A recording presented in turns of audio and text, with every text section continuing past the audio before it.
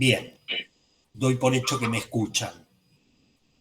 Ok, bien. Antes de pasarle la palabra a Esteban Stringa, quisiera yo decir,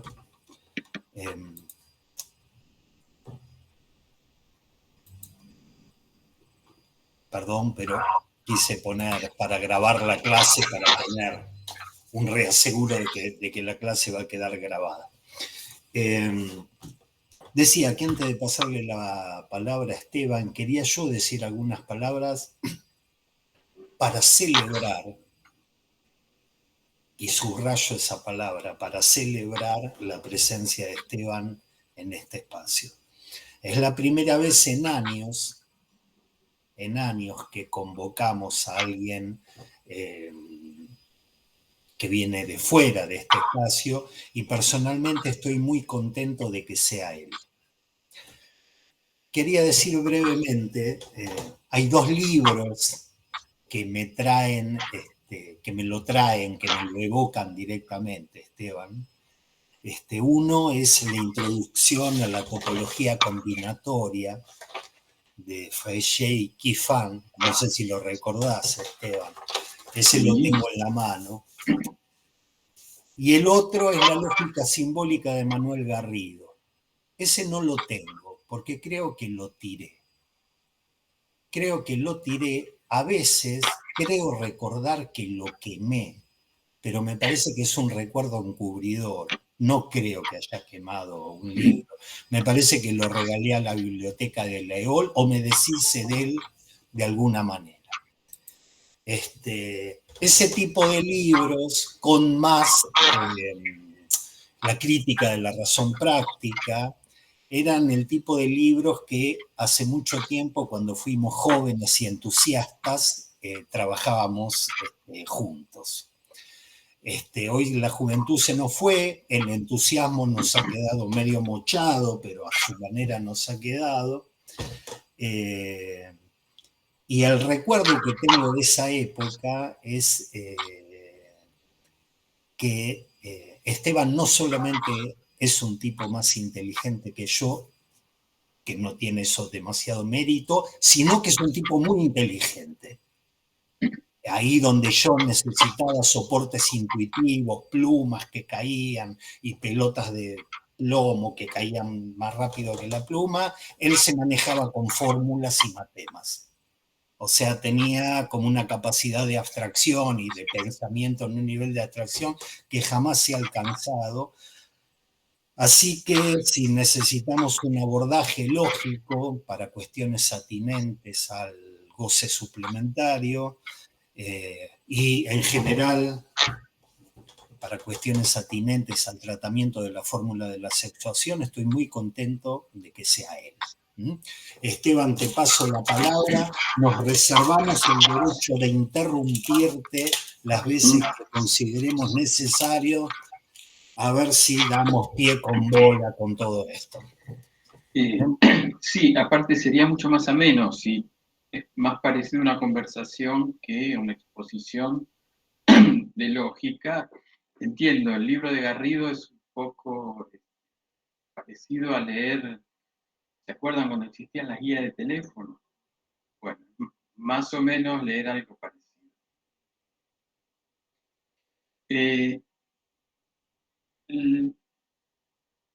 Corregí un poquito el título de la clase, porque sería más bien cómo ir de las fórmulas lógico-matemáticas a las fórmulas de la sexuación, pero solo tomando las referencias de Lacan, no tomando todo lo que se podría decir de lógica, sino lo que Lacan o los antecedentes en Lacan de las fórmulas de la sexuación.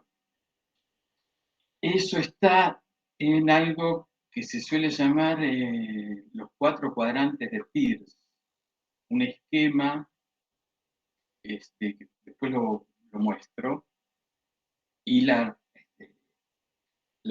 digamos, la elaboración que hace Peirce de lo mismo que Aristóteles y la lógica medieval, y además la notación, o sea, las letritas que Lacan usa en las fórmulas de la sexuación corresponden a un lógico que se llamaba Frege.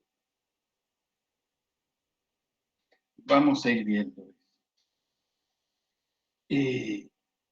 Lacan usa el 4 cuadrantes, no solo en la identificación, también lo usa en el seminario del acto, pero eso lo voy a dejar de lado, voy a tomar más que nada lo que retoma en el seminario de la identificación, en 2 clases, la del 17 de enero del 62 y la del 7 de marzo del 62.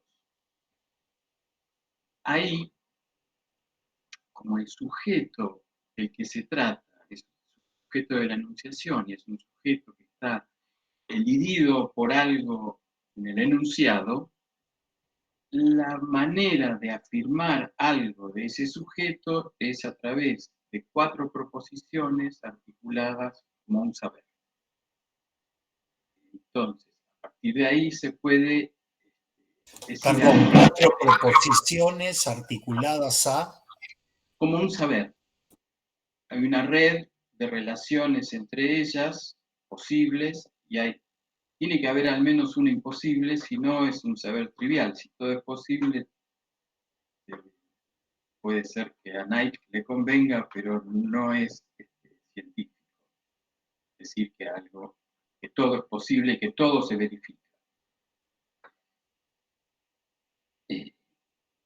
El punto de partida, algunas cosas las voy a leer porque esto requiere cierta precisión de lo que se dice, porque si se dice distinto, la lógica puede llevar para otro lado. El punto de partida es lo que se llaman enunciados asertivos de Aristóteles, según la traducción, ¿no? O sea, 4 formas de combinar lo universal y lo particular con la presencia o no de un atributo.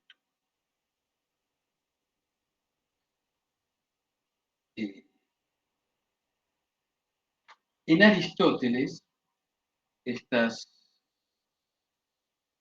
enunciados afirman o niegan que todos o algunos miembros de una categoría, que es una clase en Aristóteles, están incluidos o no en otra clase. Es decir, relaciona 2 clases, la del sujeto y la del predicado. Clase implica que ahí tienen que estar todos los miembros.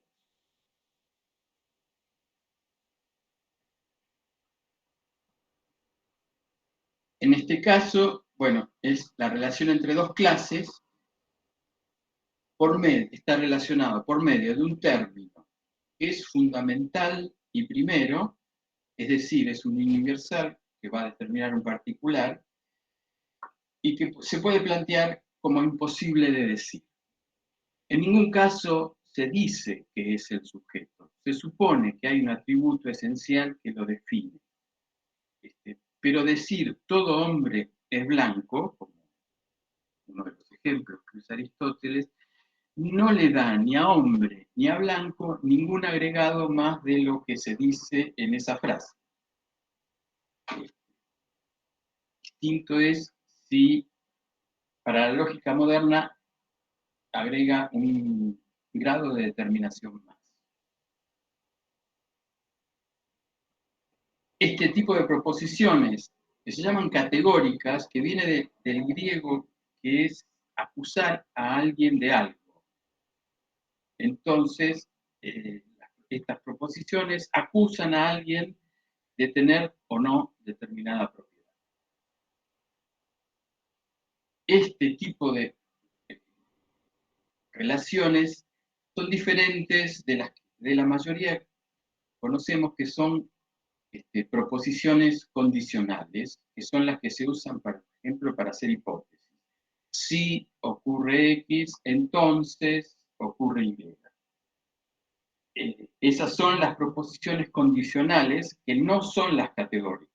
Las categóricas dicen qué es un sujeto y cómo se lo define y cómo se lo mete o cómo se lo clasifica. Las proposiciones condicionales que usaban fueron trabajadas por los estoicos. No sé, creo que Roberto me dijo que habían trabajado las tablas de verdad de los estoicos, o algo habían visto, que relacionan, digamos, dos variables con algún tipo de relación que puede ser la implicación de la intersección, la unión. Entonces se dice que si A es verdadero y B es verdadero, la implicación es verdadera.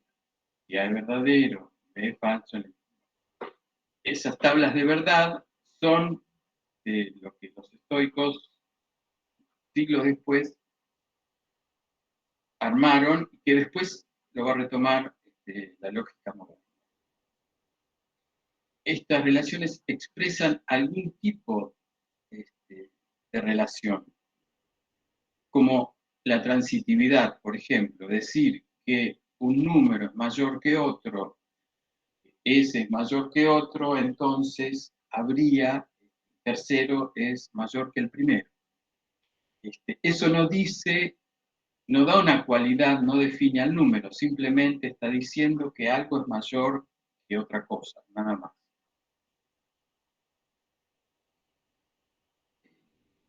Bueno, para empezar a entender un poco esto, es necesario escribir las proposiciones, porque si no, es como trabajar en el aire. Este es mi pizarrón, así que no sé si se ve. Están resumidas, o sea, reduje a S y P lo que sería el sujeto y el predicado. Son 4, 2 universales, 2 particulares, una de las 2 tiene el atributo y la otra no.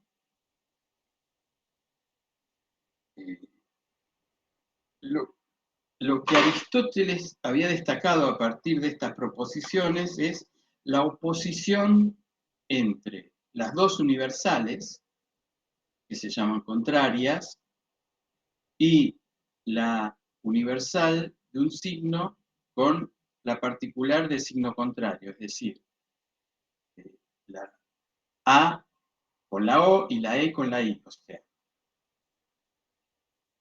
la oposición contradictoria, por ejemplo, entre todo sujeto, todo S es P, es algún S es no P, o sea, si es verdadero que todo sujeto es P, no puede ser verdadero que alguno no lo sea. Y entre las 2 universales, si es verdadero que todo S es P, necesariamente es falso que ningún S lo sea. De esa forma, Aristóteles empieza a introducir algo que se llama modalización, que no sé si vamos a meter mucho con eso, pero las oposiciones empiezan a definir que si una proposición es verdadera, hay otras que necesariamente lo son, o sea, si todos los hombres son blancos, que alguno lo sea, seguramente es verdadero, y si todos los hombres son blancos, que alguno no lo sea, es falso.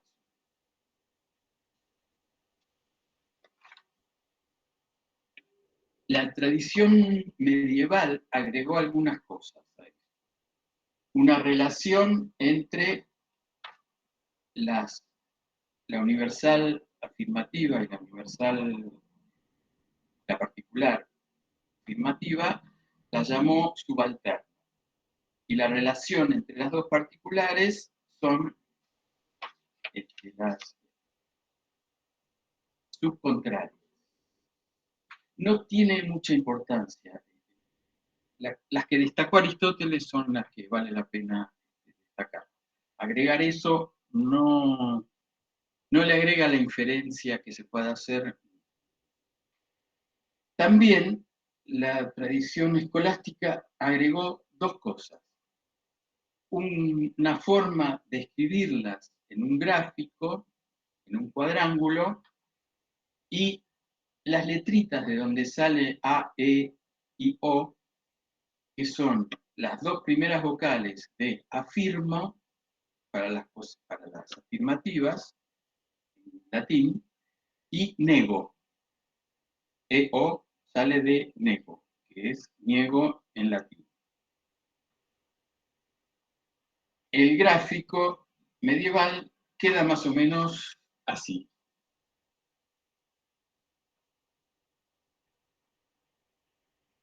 ¿Se entiende? Es un cuadrángulo, los 4 vértices con las proposiciones y las relaciones, la oposición que se puede plantear entre cada una de las proposiciones con las otras.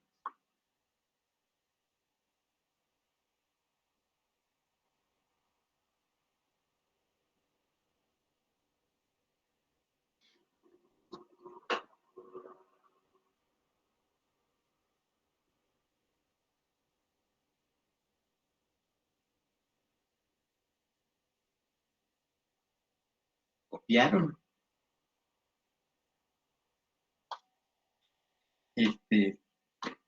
Bueno, son estas relaciones de oposición lo que permiten hacer lo que se llama una inferencia inmediata. Esto que yo estaba diciendo.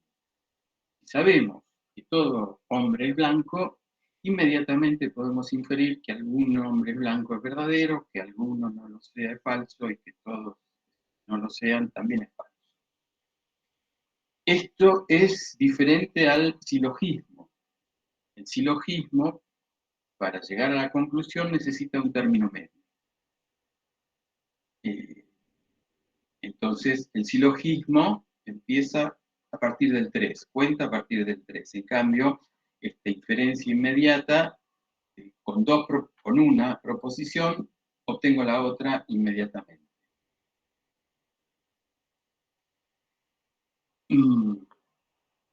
Ahora voy a empezar a desglosar de dónde sale la función y de dónde sale la variable a partir de las proposiciones de Aristóteles. Cualquier cosa, interrúmpame, por favor, si no se entiende o si quieren que repita. Porque, digamos, esto es acumulativo. A medida que avanzamos, requiere tener en cuenta lo que se acaba de decir o lo que ya se dijo. Eso lo hace un poco más difícil de seguir. Lo que conocemos como función hoy, en las proposiciones de Aristóteles, comenzó siendo un supuesto metafísico que estaba implícito en las proposiciones, que dice que solo existen las cosas y las cualidades que las determinan. Estas cualidades se expresan por propiedades esenciales, necesarias, que se predican de las cosas y están separadas de sus particularidades contingentes. En lógica matemática, las relaciones que expresan las proposiciones no se reducen a cualidades de las cosas. Como vimos, se puede partir de que dos cosas tienen una cualidad en común, pero no todas, que una es más grande que otra, que dos están puestas de manera simétrica entre sí, pero no estamos diciendo qué es la cosa en sí, no estamos haciendo ontología. Estamos haciendo nada más que una relación entre dos cosas.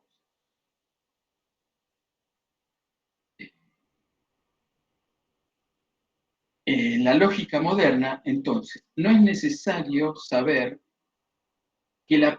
cuál es la propiedad en sí, qué es la cosa en sí misma, para que el predicado funcione. Es decir, podemos escribir f de x, como se escriben las funciones, sin saber qué es eso. No necesitamos darle ningún contenido, ningún significado. Casi todas las funciones matemáticas se escriben así. Bueno, tenemos f de x. Lo escribimos y listo. No hace falta saber qué es f, qué es x. Podemos ponerle eso es igual a 1 sobre x o x cuadrado y tampoco seguimos sin decir qué es la x en sí misma.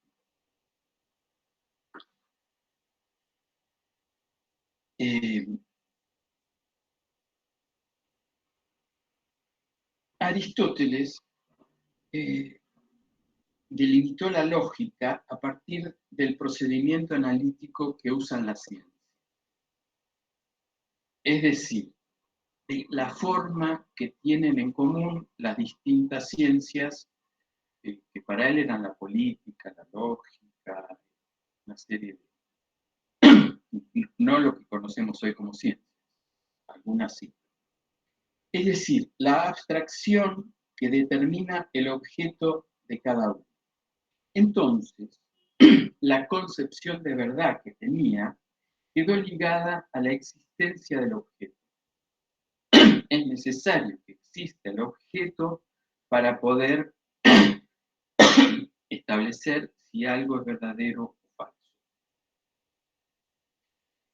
Entonces, esto es un criterio de verdad que usa la psicología, por ejemplo. La correspondencia entre la representación y la cosa es, si digo, llueve, me fijo, y si no llueve, es falso, pero eso queda ligado a la existencia del objeto.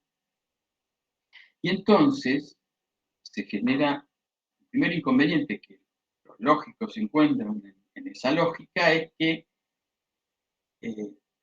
no se distingue lo que sería la necesidad lógica, es decir, la coherencia interna que puede tener una proposición que incluya, por ejemplo, la palabra unicornio. Si la proposición estuviera bien construida, si contiene la palabra unicornio, eso puede ser verdadero. Eso se confunde con la necesidad material, es decir, la correspondencia entre el concepto y la sustancia, pero de la sustancia de la existencia del objeto que se comprueba ahí, que se verifica que está ahí. Entonces esto lleva a confundir lo que sería lo posible con lo que sería lo necesario. Esto es lo que dicen los lógicos. La lógica moderna es una ciencia sin objeto. Escribir X o un lugar vacío, es decir, es sacarle, abstraerlo de cualquier existencia concreta. La noción de variable como lugar vacío en el que se inscribe cada sujeto es lo que se llama una categoría vacía. Su escritura elimina el referente, su existencia concreta, y lo transforma en un referente de pura suposición. X. Suponemos X, sin decir qué es, no tenemos ninguna necesidad de decir qué es. Para llegar al sujeto como variable de una función, se requería agregar al ser, según la escolástica, la extensión vacía planteada por el cogito cartesiano. Es decir, es Descartes el que permite hacer este pasaje, el ser, según la escolástica, al sujeto de la ciencia o el sujeto según la lógica. Es decir, un sujeto desprovisto de atributos, de marcas cualitativas de la existencia individual. Entonces, este sujeto de Aristóteles, vaciado de contenido, con Frege pasa a llamarse argumento. Creo que es algo que Lacan, no me acuerdo si Lupir, en 20, usa. La oposición función y argumento. La propiedad del predicado pasa a llamarse función.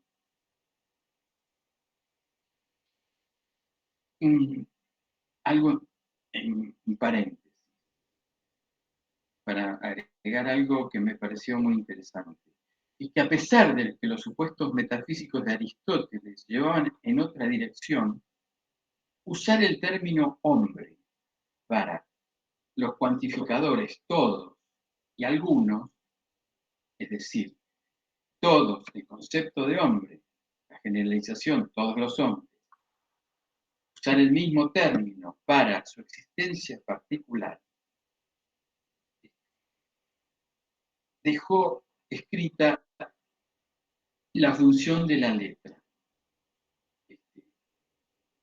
La letra, esto tomado como letra, o sea, de usar hombre para el concepto y para el existente, lo transforma en letra porque se vuelve variable y agujerea el lenguaje. La noción de letra, psicoanálisis, termina por agujerear el lenguaje. Aristóteles no quería esto, pero el uso que hace permite hacer esta lectura, de que si usa hombre para, para el concepto y hombre para el existente particular, entonces hay algo ahí de lo que se puede hacer abstracción. No es ya ese hombre concreto, sino que pasa a ser un término que puede ser sustituido por otro. ¿Sí? Podemos poner hombre o podemos poner H, podemos poner S, y estamos transformando lo que era un término que remitía a una esencia a algo que puede ser sustituido por otra cosa.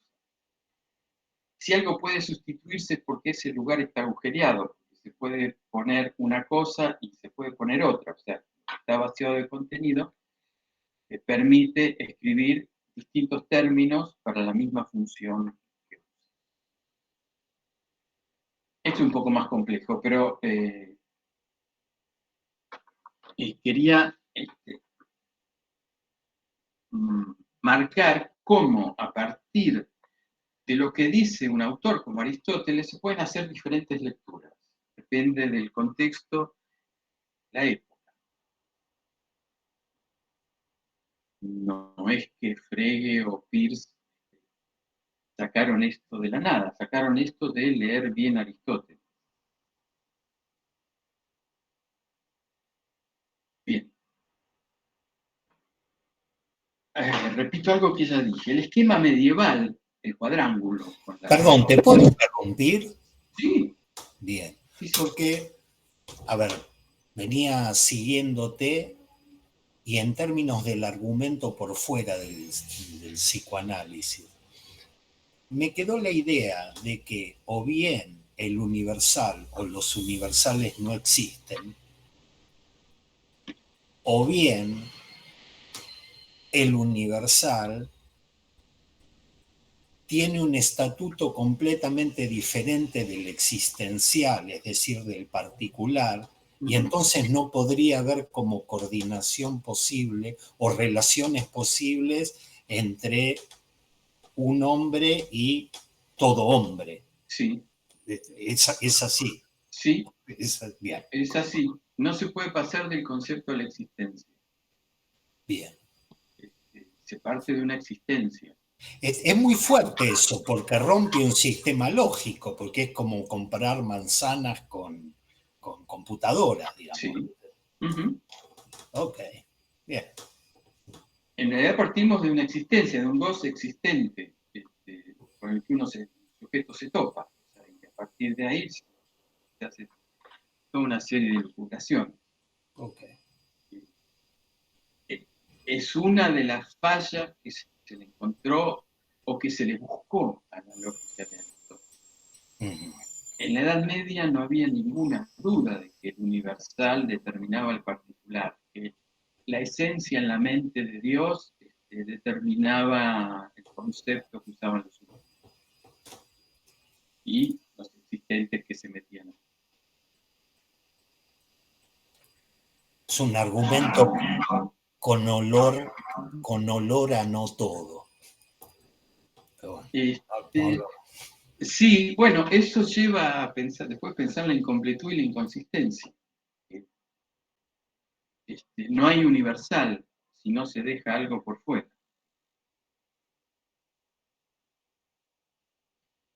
Bueno, ese esquema, escrito como una serie de significantes,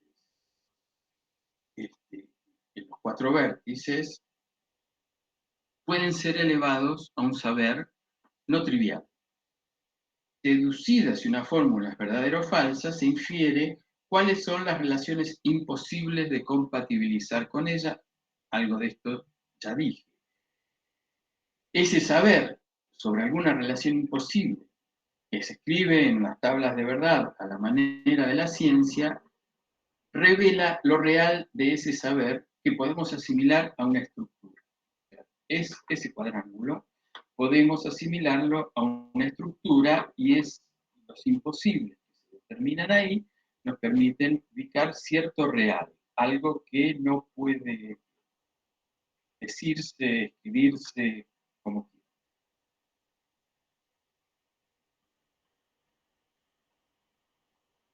quiera. Por ejemplo, la relación entre las contrarias, la oposición entre las universales, según la lógica clásica, es imposible que ambas sean verdaderas simultáneamente.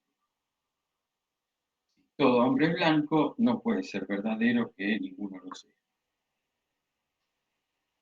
En efecto, el estatuto del sujeto, determinado por una propiedad esencial, remite a una sustancia que requiere que exista al menos un miembro que la haga presente. Es decir, que si tengo un hombre blanco y un hombre negro, estoy en problemas para decir que todo hombre es blanco o que todo hombre es negro, porque depende de la existencia concreta. Eso se excluyen. No hay relación posible en la lógica aristotélica y en la medieval. Voy a cómo poder introducir una intersección posible entre los universales. Si la categoría de sujeto pasa a estar vacía, o sea, si pasa a ser una variable, su estatuto pasa a ser hipotético, pura suposición. Y hay una intersección posible entre los dos universales, que es lo que hace Peirce. Cuando cambia el esquema de cómo escribir las cuatro proposiciones, introduce una intersección posible a partir de lo que es el sujeto. Frege usa, como digo, Peirce, usa la noción de función a su manera, porque, digamos, Peirce era norteamericano, iba por su lado, Frege era alemán, iba por otro, pero siendo contemporáneos, los dos más o menos llegan a las mismas ideas. Peirce cambia la disposición espacial, ahora les muestro los cuatro cuadrantes, cómo los usa, y Lacan también los usa.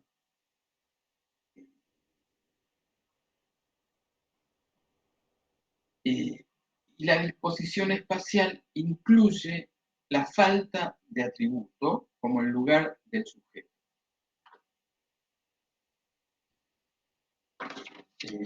Primero les muestro el esquema, después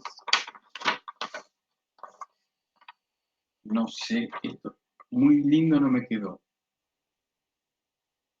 Es un redondel dividido en cuatro, los cuatro, eso se llama cuadrantes, no sé si se acuerdan de trigonometría,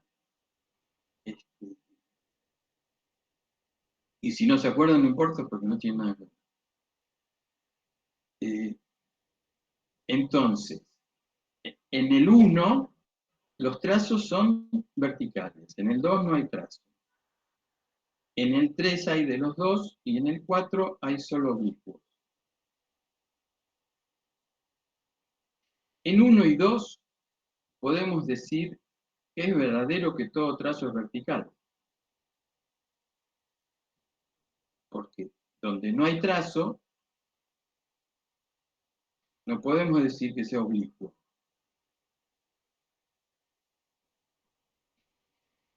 En 1 y 3 podemos decir que algún trazo es vertical. En 3 y 4 podemos decir que algún trazo no es vertical. Y en 2 y 4 podemos decir que ninguno es vertical.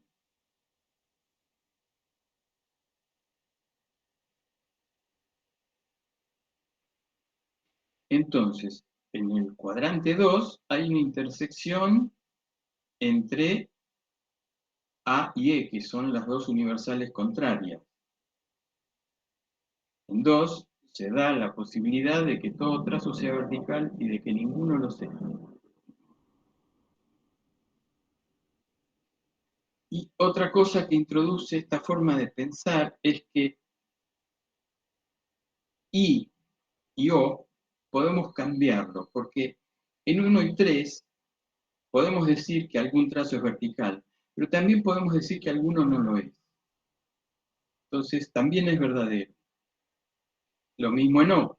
Podemos decir que algún trazo no es vertical en 3 y 4, pero también podemos decir que algún trazo es vertical en 3 y 4.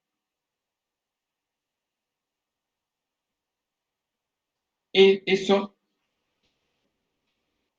es lo que estábamos diciendo antes. No alcanza con el planteamiento del universal para determinar el particular. El particular lo podemos.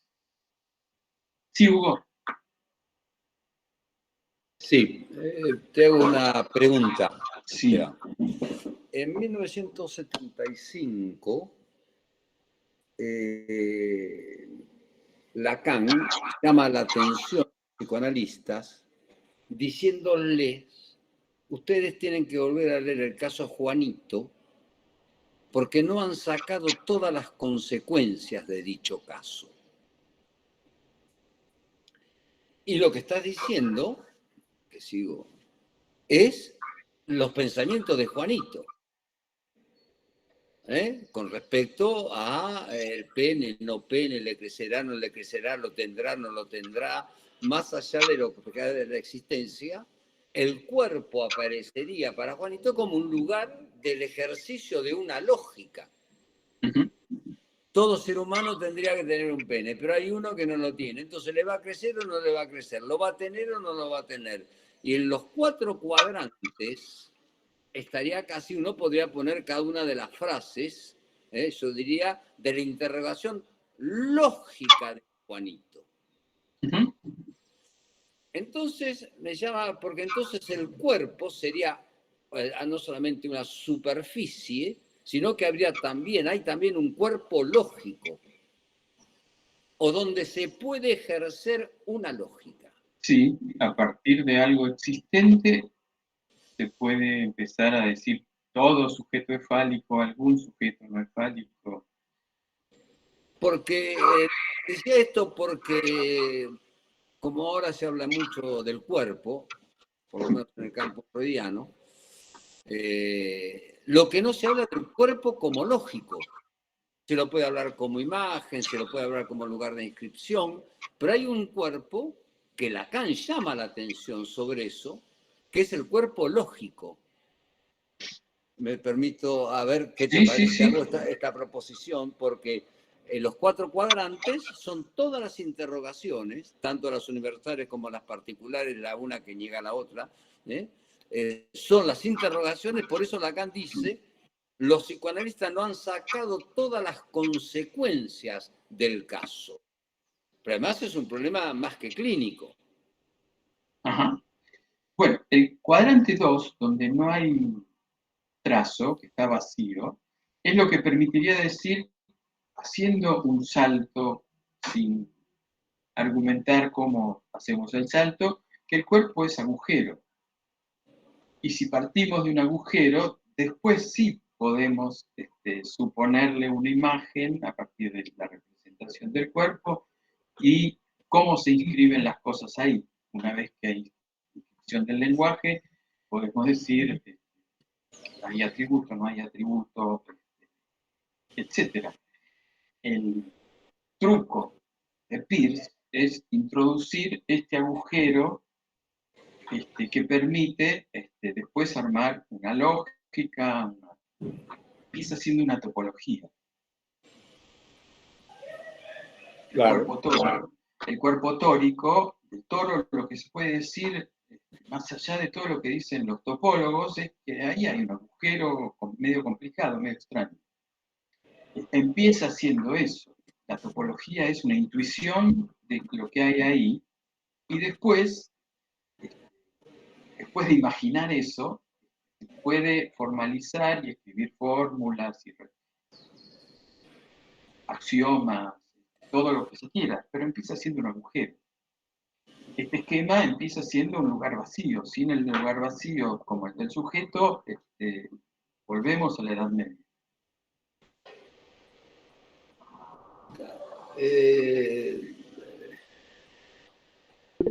Remarco toda la importancia de eso y me llama, que Lacan, cuando toma a Juanito, no lo toma como un niño, sino que lo está tomando como un lógico. ¿No? Es un lógico. Y por eso le permite decir, en ese mismo momento, que hay que redefinir lo imaginario. Porque había un imaginario de imagen y un imaginario lógico. Sí. Sí. Sí, bueno, el seminario 4, que está en gran parte dedicado a Juanito, termina con un capítulo que se llama La lógica del caucho, que es una lógica flexible hecha a partir de las transformaciones de las fantasías de Juanito. Exactamente. ¿Cómo? Sí, sí. Perdón, María de Los Ángeles Morana levantó la mano. Hola, Esteban. Muchas gracias. Mira, voy a hacerte una pregunta a la bruta, porque la verdad que discúlpame, me he quedado un poco, no, quizás no te he entendido, pero el vacío en la lógica aristotélica no tiene lugar, es decir, que el vacío, por ejemplo, que tiene un lugar tan importante para los orientales, aquí en Aristóteles, entonces, ¿qué sucede? En principio, podríamos decir que no lo considera, porque cuando se dice todo hombre es mortal, Sócrates es hombre, Sócrates es mortal, el salto que hay, esto lo retoma Lacan muchas veces, de Sócrates a que Sócrates es mortal, es un agregado que supone un lugar vacío. Aristóteles no lo considera porque su lógica parte de una metafísica que supone una sustancia de las cosas. Y eso no considera el vacío, por lo menos como los orientales. Aunque el lugar vacío es lo que permite que use hombre para distintas direcciones, porque si no, no podría sustituir uno por otro. Hace uso del vacío, pero esto se pudo leer muchos siglos después.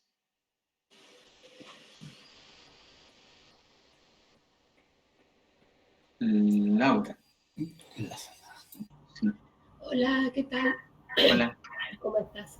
Mira, te quería preguntar, si no habría que tomar en cuenta una diferencia entre el vacío y el agujero. Sí, claro. Porque yo dije que me sería la misma concepción, la del agujero y la del vacío, para pensar este cambio que hace Peirce. A ver, en un lugar vacío se puede escribir algo, por un agujero se pasa, se atraviesa. Se puede pensar si el agujero determina su borde, lo que queda adentro del borde se puede pensar como un vacío. Si es el borde el que determina el agujero, ya la cosa es distinta. La primer topología que usa Lacan, el borde determina el agujero. Entonces, con la topología de superficie la alcanza. A partir de la Tolondra dicho, Lacan cambia y es el agujero el que determina el borde. Entonces, con la topología de superficie no alcanza. Eso lo lleva primero a la compacidad y después al nudo, como forma de hacer algo distinto con un agujero, o con 3 agujeros. Bien, Hugo Freda levantó la mano. Sí. También hay algo que puede, me parece, ponerse en tensión con lo que vos dijiste, es cuando Freud dice, todo es preconsciente. El inconsciente es una X. ¿No? O sea, Freud define el inconsciente como una X. O sea, lo que no se sabe y lo que se inventa. Todo el resto es preconsciente. Consciente, sí. O sea, la lógica, y después la segunda obra, parte de la obra de Lacan, cuando pasa de la lógica al nudo, es hacer con la X, no con la lógica proposicional. Esta es una pregunta que te hago. Y el problema acá que resulta muy interesante es, y como lo leí hace unos días, se los transmito, el olvido forma parte de la memoria, dice Borges. Ahora, muchas veces se cree que el olvido es el inconsciente. O sea, no, el inconsciente sigue siendo una X. Una X, siempre, sí. Hacer consciente lo inconsciente sería ser consciente que hay una X. El no sentido. No que es la X. No, exactamente. Y ahí también hay una lógica muy particular en Freud. Sí. Lacan en el seminario 21, al final, intenta hacer una relación entre las fórmulas y el nudo. ¿Entre las fórmulas? Y el nudo. Sí, claro. Es, digamos, es una cosa muy complicada porque arma una pirámide en cada de 4 caras, pero con los vértices. En cada vértice pone una fórmula y trata de pasar de una a otra, y eso va marcando, es un esquema un poco complicado, pero que daría cuenta de que en definitiva lo que cuenta es la negación de algo, se transforma en un corte de otra cosa. Alguna vez habría que retomar eso en serio, tratar de ver si, porque Lacan no retoma eso después, No. pero tal vez porque no lo llevó a ningún lado. Pero sí, en el nudo sí quedan los modos. Está lo imposible, lo posible, o sea, en el nudo sí se puede poner eso, pero no sé si las fórmulas tal como las conocemos, ¿sí? Y en las fórmulas podemos ubicar 3 voces, el sentido, el complementario y el fálico, digamos, se podría ubicar en las fórmulas como están en el... Pero sí, es cierto, acá en las fórmulas, después las deja, y pasa al nudo y después un nudo de toro.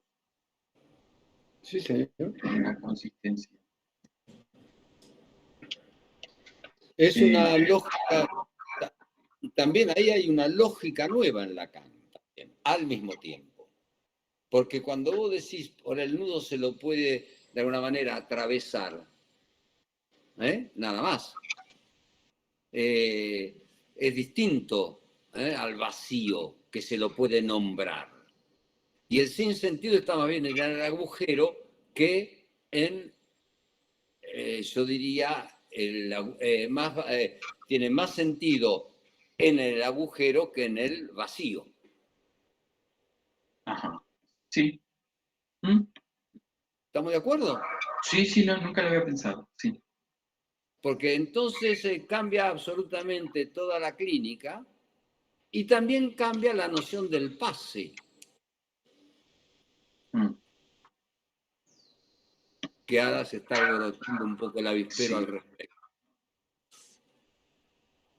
Es que se trata de nombrar lo que pasa al interior del nudo, como él lo hizo con el nudo lacaniano, o es que se trata de darle un nombre al vacío. No es lo mismo. No, claro.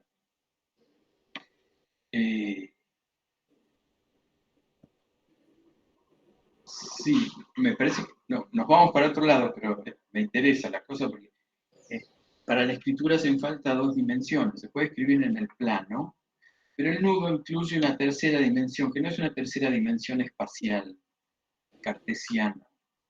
R, S e I son las tres, digamos, dimensiones en las que se mueve un sujeto. Pero esta tercera dimensión da otra cosa, que le introduce el nuevo imaginario como consistencia. O sea, entonces, Sí. ¿cómo está anudado algo? Sí. No, pero no creo que sea alejado de lo que vos decís, porque de alguna manera está una tentativa de Lacan de unir esas dos cosas, mismo en la pirámide que vos hablabas, pero desecha en algún momento la lógica proposicional por pasar a la lógica borromeana. Sí, sí, sí. Eso sí. Y no es menor. ¿Mm? Ni del Bueno, punto de la concepción sí. lógica ni del punto de la clínica, ¿no? En lógica alcanza con dos dimensiones, para el nudo hacen falta tres. Se empieza a contar a partir del 3 y no del 2. Claro.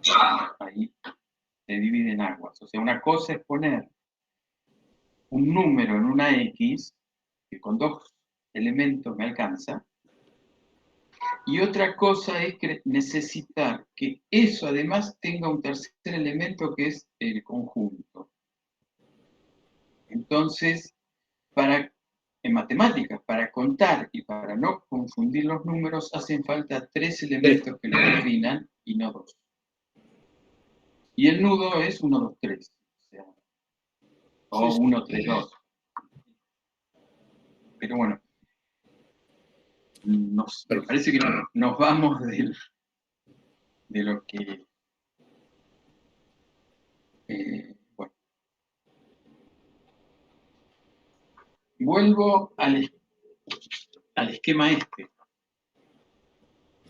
para decir algunas cosas más que tienen que ver con la fórmula. Este esquema inscribe en 4 cuadrantes las mismas proposiciones, pero incluyendo lo que hay del sujeto, es decir, ningún contenido mediante la función trazo, constituyendo su lugar un cuadrante donde lo que hay es ausencia de trazo. Así el sujeto queda articulado a la falta de trazos y el atributo tiene dos valores posibles, vertical y no vertical. Pero es incluir este cuadrante sin trazo lo que permite después usar la función, poner la X en la función, que es un equivalente de la falta de trazo. X es, por el momento no hay trazo, después puedo decir si es vertical o no. Pero este es el truco de Peirce, incluir ese lugar, que es lo que habilita a decir que ahí hay una función del sujeto.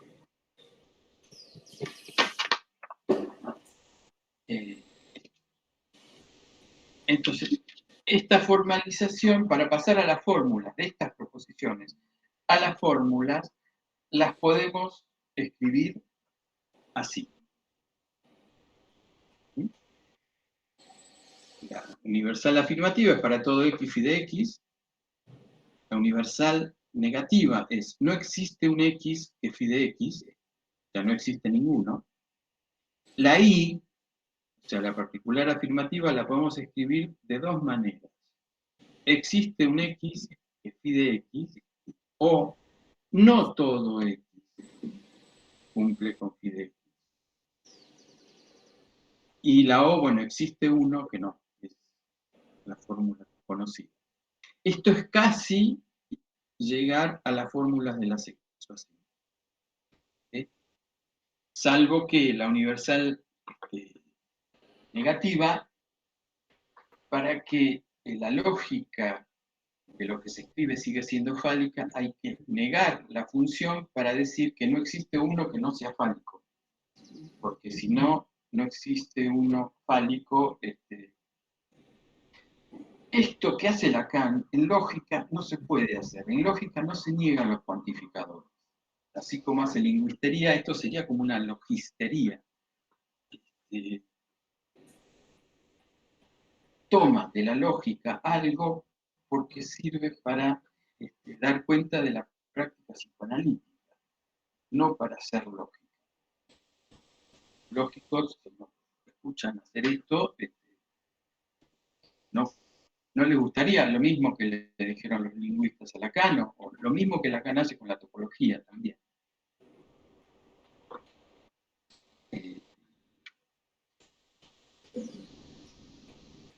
Bueno, el nuevo esquema, repito algunas cosas, muestra otra estructuración del imposible al agregar el lugar vacío como el del sujeto. Este agregado permite una intersección posible entre las dos universales y lo que decíamos que no alcanza para determinar un particular solo con un universal. Hace falta otra cosa. La cosa no empieza por los universales. El uso que hace Lacan de las fórmulas, de las proposiciones como fórmulas de la sexuación, introduce algunas modificaciones. Del lado masculino podemos localizar con claridad la universal afirmativa para todo x phi de x y la particular negativa, existe uno que no. Y del lado femenino, la universal negativa se transforma en una plural. Lo que ubica, así como Peirce ubica el lugar vacío que permite una intersección de los universales, que entonces ya no pasan a ser absolutos, sino que hay cierta relatividad. Así tenemos del lado masculino uno que no, que descompleta el universal, es decir, de ese lado el sistema que se arma es incompleto porque hay una que siempre falta como condición para que haya para todo. Del lado femenino, esto aparece de otra manera. La universal negativa, no existe un X que no phi de X, o sea, no existe uno que no sea fálico, se transforma en una pluralidad de singulares, en algo a lo que siempre se le puede agregar uno, es decir, que está siempre abierto. Es otra forma de incluir la falta. ¿Sí? No es lo mismo que decir, si saco tengo algo completo, que decir, de este otro lado nunca va a haber completo, nunca hay límite ni cierre.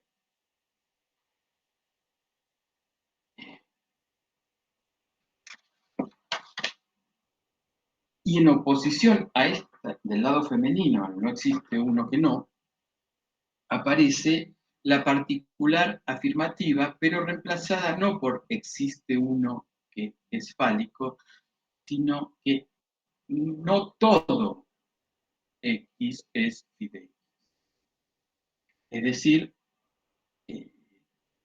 constituye un conjunto abierto en consonancia con la que se le opone, que siempre podría desplegarse un poco más. El conjunto abierto suele dibujarse con una línea de puntos y eso siempre podría ampliarse o achicarse. No, siempre queda abierto, no hay límite como del lado masculino.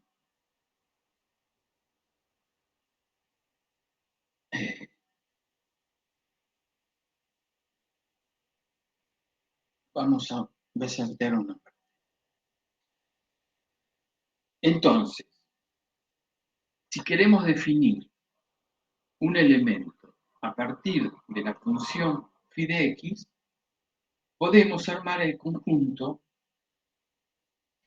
de los x existentes que son alcanzados por la función. Pero En teoría de conjuntos, es necesario que siempre quede un elemento, al menos uno por fuera, porque si no, el conjunto no queda unívocamente determinado. Siempre se podría decir, bueno, me invento una fórmula que incluya lo que está afuera, pero esto trae problemas en lógica matemática. Si yo completo eso que falta, a lo que llego es a una contradicción. Existe alguna fórmula que es verdadera, pero que es indemostrable. Eso es la inconsistencia. Es decir, si yo completo mi universo con un fantasma y hago un otro completo, eso lleva a que exista un elemento que podemos llamar síntoma, que lo vuelve inconsistente. Es decir, es algo que se demuestra para uno solo. Es verdadero para uno solo. Eso es ciencia de uno. Es como decir, todo el mundo es loco, es decir, delirante. Todos deliramos a partir de un elemento que hace verdadera una fórmula que sirve solo para cada uno. No sé si se entiende eso.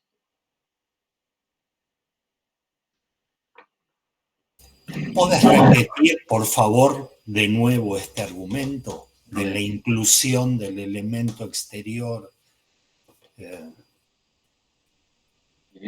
Lo voy a leer porque en matemáticas se demuestra que es imposible que se pueda construir el universo completo sumando al conjunto y el complemento que quedó por fuera. Si se lo postula, hay demostraciones. En el seminario 23, en las notas paso a paso que agrega Miller, hay una que se llama Un cuerpo al estilo Cantor, que Miller toma el libro de un matemático que se llama Paul Halmos, donde está esta demostración de cómo, si yo agrego algo para hacer el universo completo, llego a una conclusión que sería que si X pertenece al conjunto, entonces no pertenece al conjunto. Eso es matemática, ¿no? Es una demostración bastante árida, pero entonces, si yo intento completar el conjunto, lo vuelvo inconsistente. Esto es lo que dice el teorema de Gödel, o los teoremas de Gödel. Gödel primero demuestra la incompletud y después dice, y si intento completar esto, se vuelve inconsistente. La inconsistencia está referida a una propiedad sintáctica. Encuentro algo que es verdadero, pero que es indemostrable. Si yo encuentro un goce con el que me topo y eso me hace armar proposiciones y hacer lógica, y si eso sigue, voy a encontrar al menos una proposición, el síntoma de cada uno, que no es demostrable. Nadie deduce su síntoma. Uno se encuentra con el síntoma y a partir de ahí tiene que armar la cosa. Eso es la inconsistencia. La incompletud es otra cosa. La incompletud está referida a una propiedad semántica. Es algo de lo que no se puede decidir si es verdadero o falso. Es otra cosa. Esto está del lado de la inconsistencia. Entonces, habría fórmulas perfectamente construidas que serían indemostrables. Es decir, están por fuera del discurso que las produjo.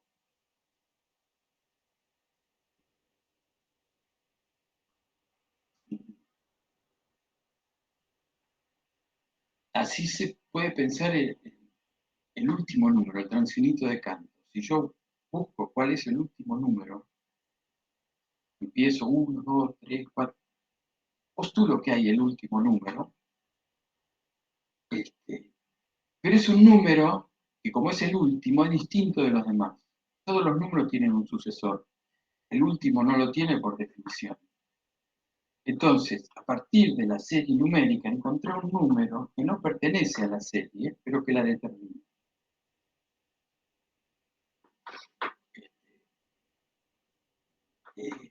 Por ahí también se puede pensar el síntoma.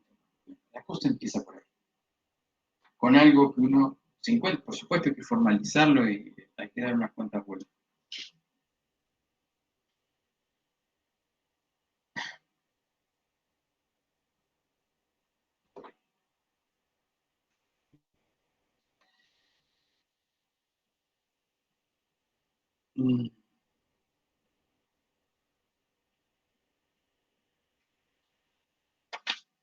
Bueno, para terminar un par de cositas, que seguramente habrán leído en AUN, que cómo es la relación del goce sexual en las fórmulas respecto del lado hombre o respecto del lado mujer. Del lado hombre habrán visto que el goce es el de Aquiles y la tortuga, ¿no?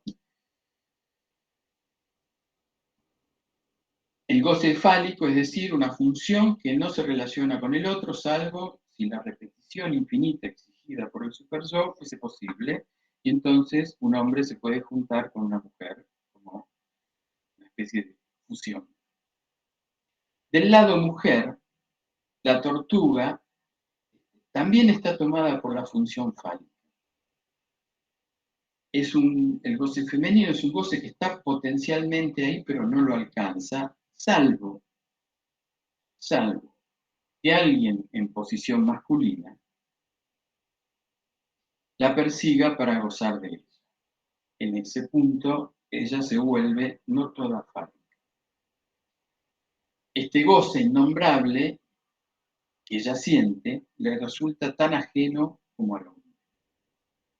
He escuchado una clase que diste, Roberto, que hablabas de que hace Kierkegaard con... Bueno, es eso.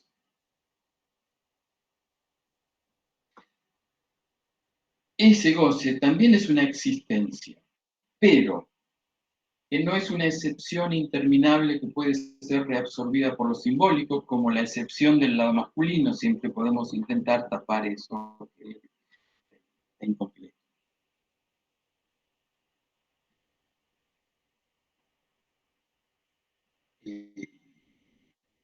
Bueno, me parece que hasta acá, ¿no? Quedan 10 minutos, si quieren conversando. Bien. O seguimos conversando. Casi nada. A ver, conversemos. Mi idea era meter todos los supuestos lógicos, o algunos que hay ahí, no hablar de lo que ustedes ya estuvieron leyendo en Seminario 20, porque eso ya, digamos, es dar, bueno, qué sustento lógico tiene esto y qué modifica Lacan. Lacan no hace lógica, Lacan toma de la lógica, toma de la filosofía, toma de las matemáticas, pero para hacer otra cosa.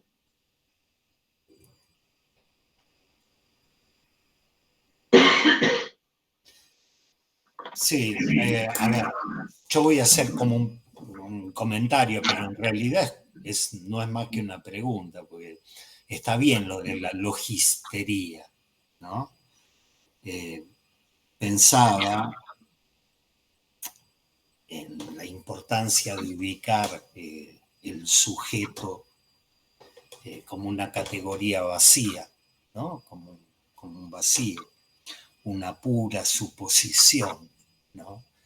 Y caracterizarlo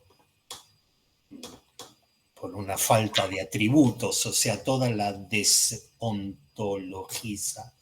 desontologización que impone la lógica moderna.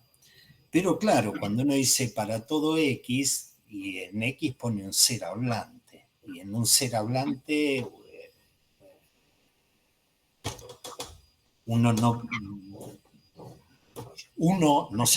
yo no puedo no poner, caracterizarlo por algún tipo de atributos. No sé si soy claro, ¿no? Mm.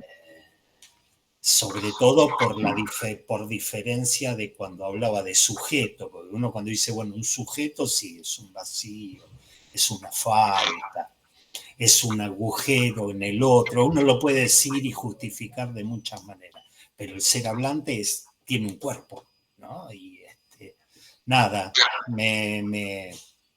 Sí, el cuerpo tiene agujeros, pero eso está del lado femenino. Del lado masculino, para todo X y de X.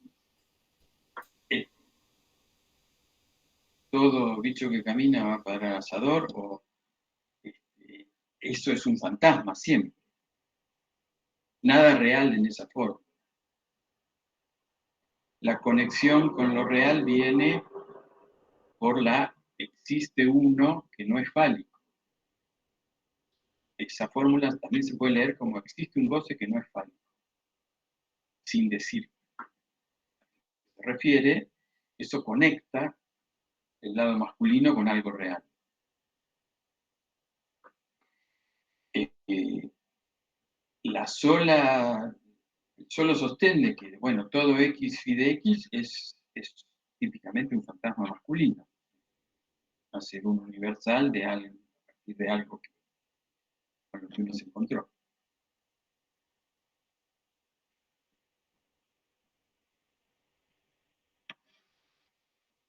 Bien, preguntas, comentarios, pedidos de aclaración. Juan Manuel Alfonso ha levantado la mano. Hola Roberto, hola Esteban, la verdad que muchísimas gracias. La verdad que fue más que excelente la presentación, compleja, por momentos costaba un poco seguirla, pero fantástica. Y yo de repente me quedé pensando la conceptualización del objeto A, ¿no es cierto?, como agujero, el otro, y yo pensaba, cuando decías esto de que está el agujero y los bordes del agujero tendrían a ser como un vacío, el objeto A estaría compuesto por agujero y vacío. ¿Viste cuando habla de esto de que hace que funciona como una horma? Sí, pero el objeto A ya es un tapón del agujero. Claro. El agujero es nada. Lo que pasa es que en determinado momento de la obra de Lacan, el objeto A es lo real, entonces sí es el agujero, si lo llevamos a la topología, es el agujero del Croscat. Claro. Es eso que por más que se le dé vueltas, nunca se lo elimina. Es en ese agujero, si lo tomás como atravesamiento del fantasma, que se puede inventar algo nuevo. En un agujero sí se puede inventar algo, se puede hacer pasar algo. Lacan dice que un agujero nunca es fácil de definir. No es lo mismo el agujero del toro que, por ejemplo, yo tengo una hoja de papel y le hago un agujero. Porque además hay dos agujeros, uno si voy para arriba y otro si voy para abajo. O sea, el agujero del cross-cap es otra cosa, el agujero de la banda de Moebius, o sea, cada uno, si bien es algo que no se puede eliminar, es muy difícil decir qué es. Sí podemos intuir lo que es un agujero. O que determinada superficie está agujereada. Después se dan definiciones, se formaliza. Entonces, puede decir que en el toro hay dos lazos, o sea, dos dibujitos que se pueden hacer de una línea que empiezan y terminan en el mismo punto, que son irreductibles a un punto. El agujero central y el agujero de la cámara. Uh-huh. Pero esa es la definición de agujero para toro, para el toro.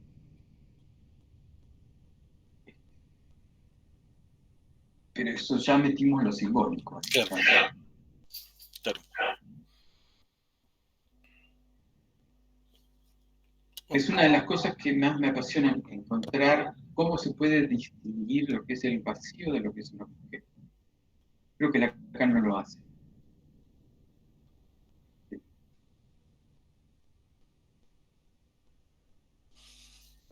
Sí, claramente no dejaste pensando en esas cuestiones. Yo traté de armarlo un poco por ese lado, pero sí, muchísimas gracias. María de los Ángeles.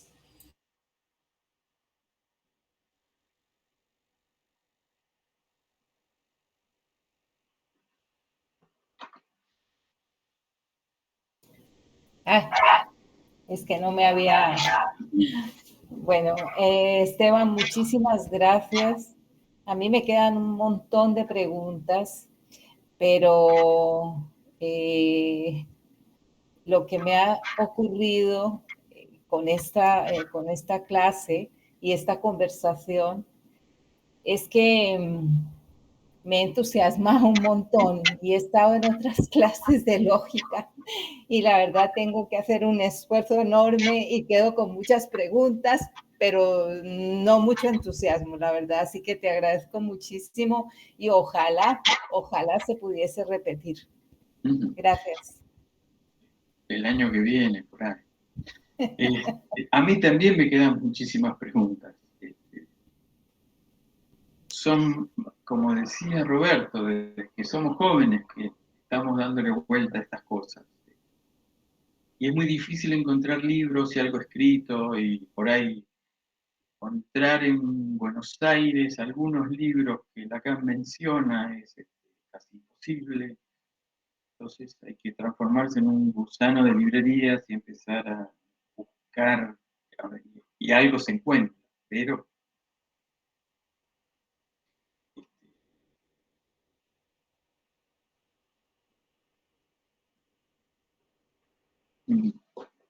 por ejemplo, lo de Peirce yo lo busqué durante años, está en este libro. Se llama Escritos Lógicos, de Alianza. El texto se llama Sobre el álgebra de la lógica, que ahí retoma las proposiciones, la silogística, las proposiciones de Aristóteles, y el esquema que toma Lacan y que yo les mostré está hecho así.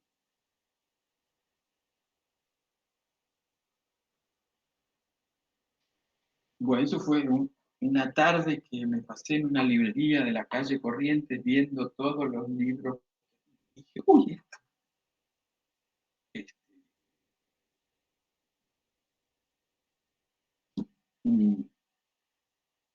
Pero bueno, y como yo tengo una vía facilitada para esas cosas, como decía Freud de los signos.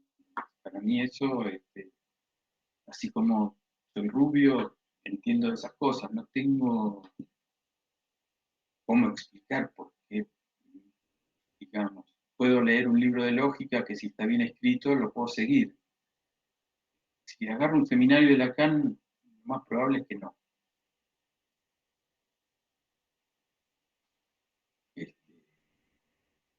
Porque bueno, eso depende de cómo se analice.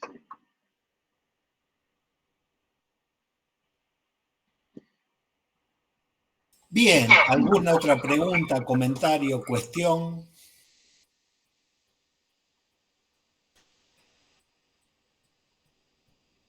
Ok.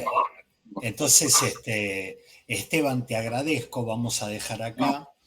Nosotros no hemos avanzado tanto en el seminario, pero me contaron que hay algunos temas que vienen después y que seguramente te vamos a tener que convocar de nuevo para que nos ilumines un poquito en la opacidad en que nos movemos. Así que si el año que viene estarás de nuevo con nosotros. Bueno, agradezco la invitación y la oportunidad de pensar estas cosas. Bien. Gente, nos vemos el miércoles. Les mando un beso a todos.